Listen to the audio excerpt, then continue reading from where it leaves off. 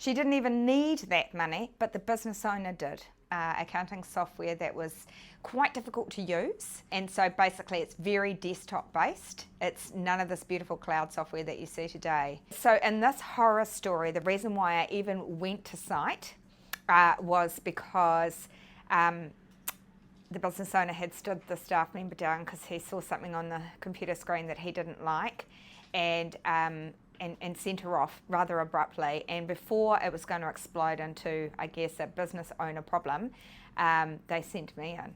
I sat down with the accounting and the payroll software, uncovered to my horror that it hadn't been reconciled. Nothing had actually been functionally done or reconciled for years. Somebody would log on to the bank account and download like a CSV of a year's worth of transactions, give that to the accountant, and they'd import that into some software, and then they'd cash code everything. This was just outrageous. So I set about getting 4 years worth of bank statements and fastidiously going through them and reconciling every month. The business owner was telling me, for example, that for the last year he was continuously having to put money into the business bank account for cash flow for payroll, which was every fortnight. Now, why would a supposedly thriving, successful business have to have the business owner continuously top up and put money in? What's going on? When people actually paid for their services, and maybe there were some checks, or the checks were written out to cash, or there was actual cash money, none of that was getting banked.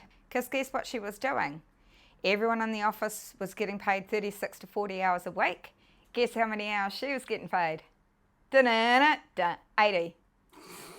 So she was literally getting a fortnightly pay every week. And if she ever did things like annual leave or sick leave, never deducted the leave balances. So she had these huge leave balances owing to her. But surprise, surprise, never actually really took leave.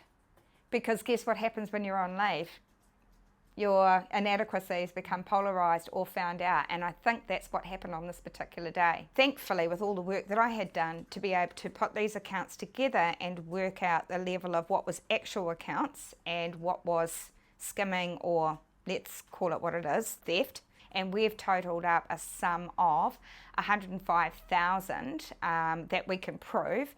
So we'd like that money to be repaid, please. And if you don't by a certain date, then this becomes a police matter, and then it goes to court, to which we're happy to provide evidence, because here it all is. Why she was doing it was drugs and gambling.